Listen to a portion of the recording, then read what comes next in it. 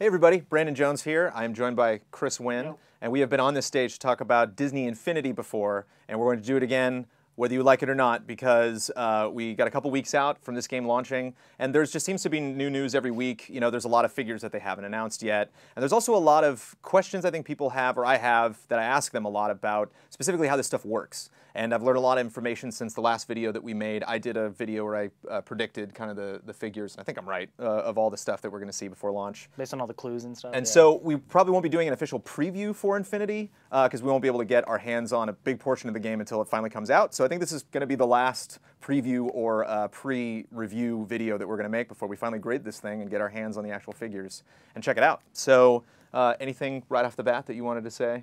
This is actually, I think it was like the first time I actually got to sit down and just do whatever I wanted in the toy box. Yeah, and it was like a good sizable amount of time. It's not like a little, here's some 5 minutes, like here, real quick, and it's like, it's not a back and forth between some developer or someone kind of showing me and giving me an introduction. It was just, you know, with very, very limited knowledge here, just jump in, and it's overwhelming for like the first 2 minutes. Oh, yeah. There's just like menus and menus, and you kind of like, you just got to wrap your hand around how to navigate through the menus and everything. But really quick, I was just feeling that Minecraft vibe. You know, it's like, okay, I get this. I just want to start building things now and seeing how things work and seeing what I can make, seeing what I can, you know, because there's programming too with buttons and triggers and everything. It's like, what can I create and have people experience, you know? Instead of just playing tourism, it's like, what kind of game can I make out of this? And I think one of the things that I found was really exciting that I mean, it seems obvious, but I didn't think about it before, is that a lot of the things that you can connect, so you can have like a switch that powers a fireworks thing, or you can have a goal that has a scoreboard. Any things that are connected can be across the entire map. So you can have a switch on one side of the map that triggers something that happens on the way opposite side of the map. And that I think is really exciting, like that. I know whenever you build something in Minecraft, like a track, you got to like put down, you know, like the little like red chalk thing, or what is it, a redstone? Yeah, and you have to like have it on certain sides of the block, and like Infinity, you literally point at one object, tell it what to do, tell it what object to connect to, and it goes for it. So at Comic-Con, Phineas and Perry got announced, which were from Phineas and Ferb, and I think that pretty much proves that we're going to get Buzz, Woody, Jesse, Ferb, Jack Skellington, Ralph, and Vanellope. I mean, these are all the characters that we've seen running around all the trailers, kind of like the Infinity cast, if you will.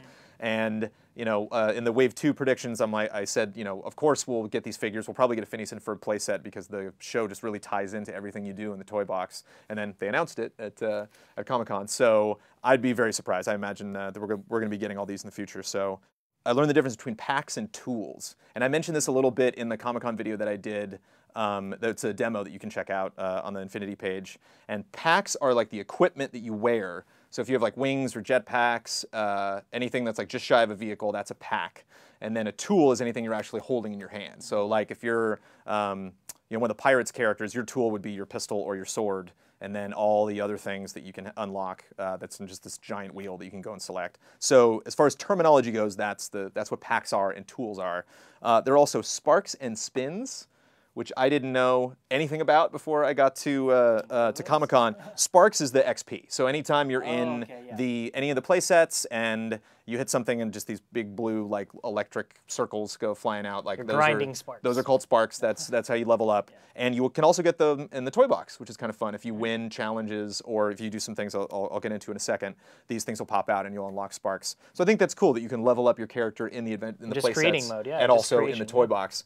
And all leveling does is it enables you to use more stuff. So every time you get a new level, it's like, oh, level 5, you unlocked this bundle of you know, toy boxes. Like this skin that you can put on the ground, or this object that you can put in the environment. So you don't go faster, you don't get stronger. All that is based, you know, either it doesn't affect you when they're leveling up, or they actually, you know, sell little cards that you can put on the or little discs. That you can put that power you up. It's really clever of a way to slowly introduce an overwhelming amount of content to kids and, you know, like gamers like myself. Oh, yeah. It's like, you know, here's a toolbox, go create something, and here's 7,000 items. You know, it's like, geez, I don't know how, you know, but you know, if you start with, you know, level 1 tier, and then you start getting the basics down, I think, you know, it's clear that they arrange it so, like, you know, more complicated items. Yeah, it's gonna be painful to like crack the game open and we don't have all that stuff unlocked. It's like, oh, it's gonna take forever. And spins was crazy. I didn't know about this at all. So spins, you can unlock I believe you only lock that in the playset. You might be able to, I think when you level up, you unlock that in the toy box. But spins, there are some objects in the game that are specifically tied, and I haven't actually seen footage or a screenshot of this, to a slot machine. And when you get a spin, you get a chance to lower the bar on the slot machine and try to see if you can get one of these exclusive items that are tied to the slot machine or the spin machine or whatever. And you can actually pick, if there are 3 options, you can pick what you want those 3 options to be, but you can't pick which one of them that you'll get. So you can kind of like, maneuver it into getting something new that you want, but there is that little bit of unpredictability with the spin mechanic, and I think when you do cool things in the toy box, you unlock those. But I hadn't heard of that at all before I got to Comic-Con, so I think that's really interesting. And I would imagine very addicting to kind of see like what you get. Animal Crossing has a lot of that, where it's like you have to just rely on what's in the store when you're going to buy something. So I think they wanted to keep a little bit of randomness in there. And then there are also adventures and feats, which I hadn't heard about before Comic-Con. And adventures and feats are both tied to each figure, which I think is really cool. So if you have a figure and you put that in the game, when you go into the toy box, that figure will have its own set of adventures and its own set of feats.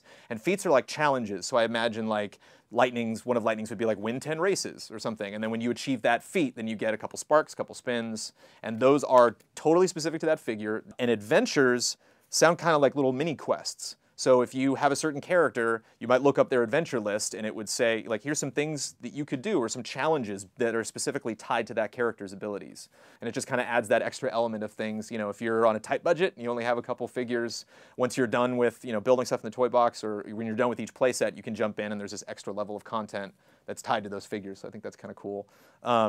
And I think, it's just neat to think that every time they come out with a new figure, it's not just like, oh, we give it the abilities and then we, made a figure and we're done. There's all these other things that are tied to that figure that are kind of cool. I hadn't heard about those yet. The toy box also has a bunch of tutorials that were kind of fun. It was hard to, their voiceover in them, which I couldn't hear because it was really noisy in the room when I was playing it. But it's neat that they just don't throw you in the toy box. You can actually do like a object moving tutorial or a changing the skin of something tutorial, and they're not just like text things where it's like, here's how you do it. Okay, you're done. They're actually like little adventures. Like the one that I did had a little Captain Hook. I can't remember what they're called, a Weeble, like the little skin. Yeah, the little character dudes, and it was a little Captain Hook guy, and he was like, oh, I need to get off this island, so we need to make a bridge, and then okay, I need to shoot over to that ship, so you need to put a tunnel here that I can go into. So it's like practical ways that you can be introduced to not just the objects in the toy box, but how to manipulate them, how to apply them, how to like line an object up to another object. And it's much easier than like trial and error. And it's kind of cool. I didn't think like that would make sense, but I didn't think that the toy box would have those tutorials. So that's kind of cool. And I think the way it is the default toy box that you jump into in the game will have them just scattered around. So you can actually walk over to the area that's like combat tutorial and jump into it and try to learn the combat and the ins and outs of that. And there is a spark mode, which when I went back and looked at my walkthrough that I did at Comic-Con was right there. I could see the button and I was like, oh, I should have clicked on spark mode. And I think that's if you, you can pull out a wand as a character and you can, go up to an object and click on that object to change it. But if you put something way up in the sky, and you're thinking like, I don't want to have to like spawn a helicopter and then fly up right next to it and then activate it, you can activate spark mode, in which I think you're just like a little, like a spark basically, or like that's what they're called, sparks. You are a little spark, and then you can just fly around and manipulate it. So it's kind of like edit mode, it's. Yeah, like when you're just walking around controlling your guy, and I don't think this is spark mode, but when you're like maneuvering over to like big buildings or right. As soon as you select a building, it just jumps out anyway. Yeah. But your character's still there, and I think it still does that in Spark mode. So like the reason it pulled out so you can see the whole building. And yeah, and then you can place it anywhere. It doesn't necessarily need to be right next to your person.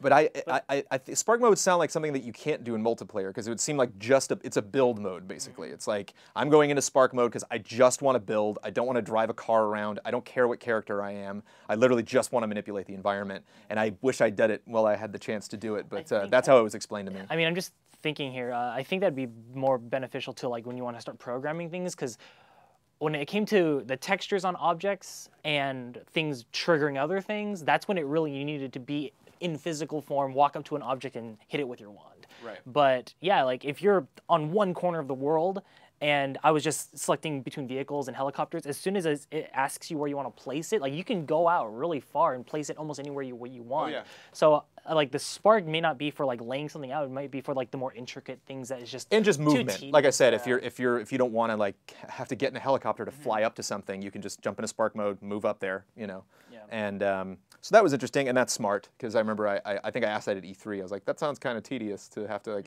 physically be next to something in order to manipulate it. Multiplayer mode that they have that is available in the toy box, which we did a LAN multiplayer match. Has to be your friends, obviously. There's no like lobbies. You can't like jump into a random thing with a bunch of random people. They have to be your friends to join you in a toy box multiplayer match. But that was really fun because two things that I thought made it kind of almost like a multiplayer game unto itself. Like you can set up races and you can play those. You can set up traditional games and actually play those with your friends. But you can also just screw around. Like if there's an object in the environment that your friend is standing on and you delete that object, they'll fall and die. And if you have any objects, like one I think that you had was like a jetpack that's not just like a straight up and down, but like an explosion that shoots you up in the air, and that will knock all your friends back. So if you have someone standing right next to you and you use that, like it'll knock them back. So I like that a lot of the fun elements had physics applied to them that would affect the environment. So and you can like drop a building on your friend and kill him. Like anytime you bring something in the environment, like it happens in real time with the other 3 players. And you have a health bar, which I thought was kind of funny. You can actually like smack somebody and kill them, quote unquote, and it's just like Lego where they just spawn back in the environment. Yeah. But just to have that, just to have the actual, if I want to play a trick on somebody that like I can actually, it's not just I'm knocking them over, but I can actually kill them, is kind of sadistic, but or knock them out or whatever you want to call it. But I enjoyed that. That was very fun, putting like machine guns on the sides of Mater and just running around and machine gunning everybody. They specifically said the Cars characters are different from the other people. They can't hold objects. They're a little bit limited in the stuff that they can do compared to like humans or things that have 2 legs and 2 arms and can more traditionally like use all of the tools in Infinity. And what they make up for that is they can do little like spin animations when they're jumping in the air. They can obviously move a lot faster and a lot easier than other characters because they're cars. And other characters can jump on top of the cars. So if you see in some of the gameplay trailers, you can see Lightning McQueen and someone's like sitting on top of Lightning McQueen riding around. And if you go into the toy box and you're Lightning and I go into the toy box and I'm, Phineas or whatever, I can jump on you as a second player and you can drive around and I'm like riding on top of you. So I thought that was kind of a fun thing to do, especially considering that they knew that the Cars figures would be a little bit limited. So it'll be interesting to see in the future other figures like the Planes figures. I'm assuming will be the same thing for the next Pixar film, that they'll be able to fly around, but they'll also be kind of limited. And any kind of figures that you can think of that aren't humans or that, like I imagine if they ever do like Marlin from Finding Nemo, it's like a fish in the toy box. How do you do that? So if you're really going into the entire Disney library, you're inevitably going to hit some weird characters that don't really fit into the paradigm of how they set up how objects are used. And one of the other big concerns that I have that I remember, was it Bloodworth that reviewed Skylanders? The last Giants? I know Is it Damiani? Okay. He mentioned one thing that really frustrated him in the game was that he'd get to like a fence and it would be like, oh, you have to own, Starfor or whatever to go into this area. So it's this whole, leg of content in this game that I can't access because I don't have this figure, even though I bought the game. And I brought that up at E3 when I talked to them, like, you guys aren't doing that, right? And they're like, no, we wouldn't do that to the player. And then they mentioned something on Facebook that seemed contrary to that, but it's not as bad. And it's basically that you have to have a figure to unlock certain items. So like so if you're going through the Pirates of the Caribbean playset, you obviously, will commonly do that as Jack Sparrow because that's the figure that you'll get from the starter pack. But you might come across a treasure chest that has Barbossa's face on it. So it's like, that might be a Barbossa exclusive item or some kind of Barbossa themed thing that you can then add, because it's all about items. You want to, like, every time you're going through a playset, you want to just build your collection, your digital collection and your physical collection. So it's like when you, again, it's kind of like the Adventures and the Feats. Every time you buy a figure, it's not just that figure and its abilities. It opens up all this extra content that's in the game. But it is restrictive, but it doesn't feel as restrictive as Skylanders. So that's something, when I review the game, I'll definitely be paying close attention to. Is like, how much am I being screwed out of by not having all these figures? When I was given a demonstration of that exact thing that you're describing with the little mailbox, thing that's locked up. Right. If you have Barbossa, it'll unlock and it'll be available. It seems that every playset will have their things littered about, and if you have the playset of the Lone Ranger, those are the only 2 characters that exist. So they said it'll be easy to get. Essentially, it's like achievements and all these feats and everything inside the game. So it's not like your Xbox Live achievement, it's your Disney Infinity ones. Right. And if you want to try to get 1,000, I don't know what the equivalent will be, but you want to get 1,000 out of 1,000 for all your play sets. Right. You want to pretty much experience every grain of content that's there. In order to do that, for some play sets, And if you're not doing that, you're playing it wrong. yeah.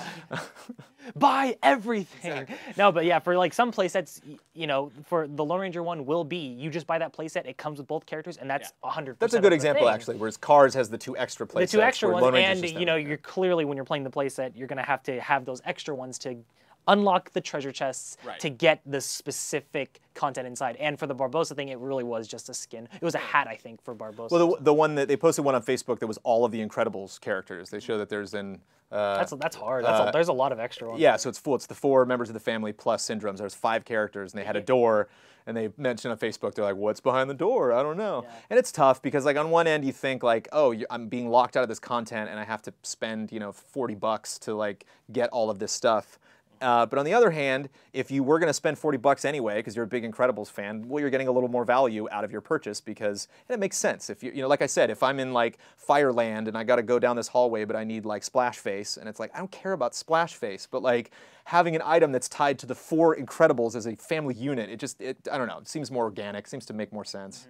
And like I said, it's not as big as like a huge level. It's just like an item or just like a room that you go into. Yeah. It's just a little bonus as opposed to like you feeling you're really missing out on something because you can't get access to it. And you wanted to, for us to, well, you mentioned the Aladdin playset. I did, yeah. Because we were talking about, this is probably the last time we're going to talk about Infinity before we actually score this thing.